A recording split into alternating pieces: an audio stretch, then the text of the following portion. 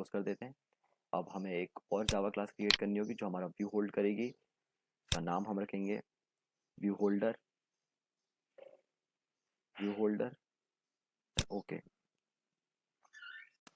तो गाइस जैसा कि आप देख सकते हैं कि व्यू होल्डर क्लास क्रिएट हो गई है। अब हमें इसे एक्सटेंड करना होगा। तो इसलिए हमें simply x tends recycler view dot view holder. तो अब यहाँ पे एक एरर दिखा रहा है और उस एरर को दूर करने के लिए आपको इस रेड बल्ब पे क्लिक करके create constructor matching super implement करना है। तो अब आप जैसा कि देख सकते हैं कि ये इम्प्लीमेंट हो गई है और एरर भी दूर हो गया है। हमें एक वेरिएबल क्रिएट करना है व्यू व्यू।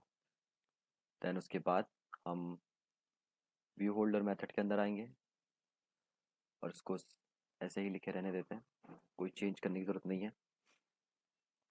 देन यहाँ पे व्यू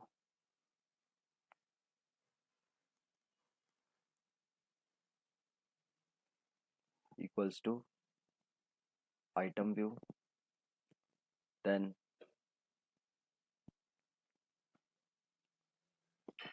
मैं सिंपली मेथड क्रिएट करनी है public void set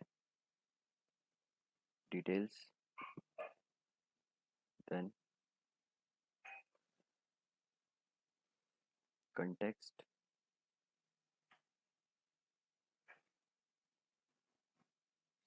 context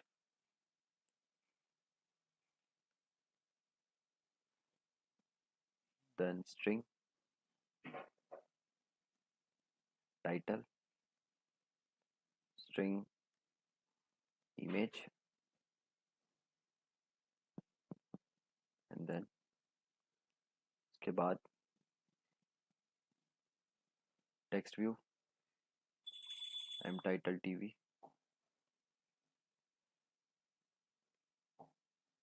equals to view dot find view by id r dot id dot r title view। उसके बाद image view m image tv equals to view dot find view by id r dot id dot image view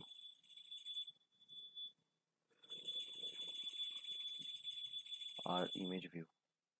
So sorry, it's again title view r image view। So now we declared the variables and given the reference। now तो अब हमने variable को reference दे दिया है। इसके बाद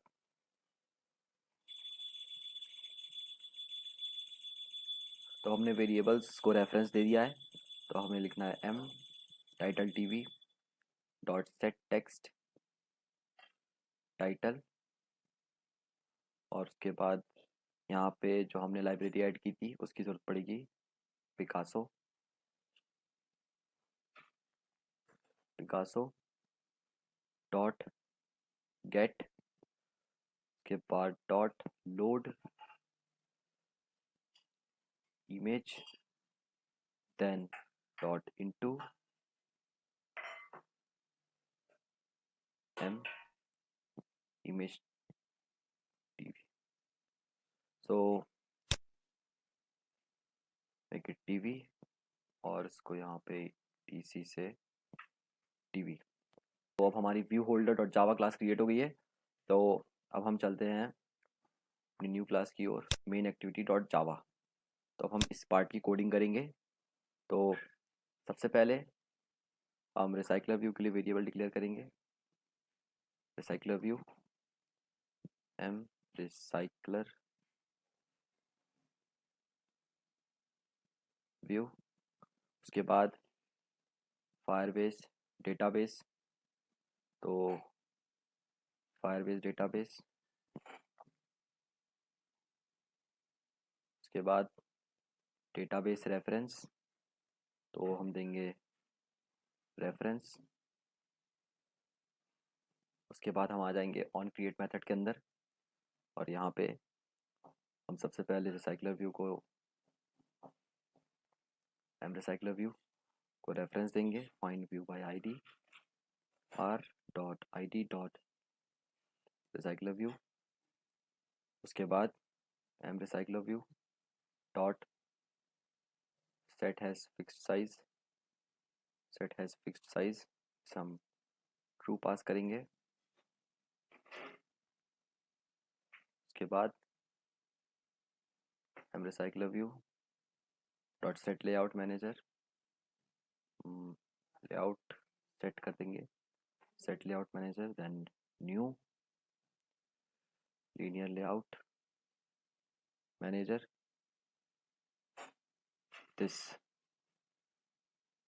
और done. अब इसके बाद हम डेटाबेस का रेफरेंस देंगे। उसके लिए Firebase database equals to Firebase database dot get instance. उसके बाद reference equals to Firebase database dot get reference, और रेफरेंस के अंदर हमें उस चाइल्ड का नाम देना है जिसके अंदर हमने डेटा सेव किया है। तो ध्यान रखें कि यहाँ पे आपको वही लिखना है जो आपने स्टोरेज में रियल टाइम डेटाबेस में जो चाइल्ड यहाँ पे क्रिएट की थी। जैसा कि आप देख सकते हो कि यह डेटा, तो हमें सेम वैसा ही एंड्रॉयड स्टूडियो में यहाँ पे लिखना है। उसके बाद तो अब यहाँ पे हम ऑन स्टार्ट मेथड का यूज़ करेंगे। उसके बाद उसके अंदर हम लिखेंगे फायरबेस रिसाइकलर एडाप्टर। तो अब यहाँ पे हम यूज़ करेंगे फायरबेस रिसाइकलर एडाप्टर। उसके बाद मेंबर कॉमा व्यू होल्डर, उसके बाद Firebase recycler adapter then equals to enter, उसके बाद न्यू फायरबेस रिसाइकलर एडाप्टर। तो ये हमारी मेथड आ गई है पॉपुलेट व्यू होल्डर। इसके अंदर जाके अब हम लिखेंगे member dot class enter R dot layout dot image, जो हमने लेआउट फाइल क्रिएट की थी। उसके बाद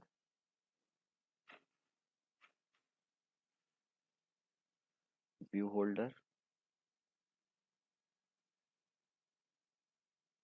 holder dot class and then reference. तो एज यू कैन सी कि हमारा कोडिंग का आधा काम हो गया है। अब हम अंदर आ जाएंगे पॉपुलेट व्यू होल्डर मेथड के। तो यहाँ पे हमें लिखना है view holder dot set details get application context then member dot get title then उसके बाद मेंबर डॉट गेट इमेज, और इसके बाद हमें एडाप्टर सेट करना है recycler view dot set adapter Firebase recycler adapter. So here you can see हमारा coding का पार्ट कंप्लीट हो गया है। तो अब इसे रन करने से पहले आप activity main dot XML file पे जाके और ध्यान रखें कि जो आपका रूट लेआउट है वो रिलेटिव से चेंज करके उसको लीनियर लेआउट कर लीजिए, और उसकी ओरिएंटेशन वर्टिकल सेट कर दीजिए।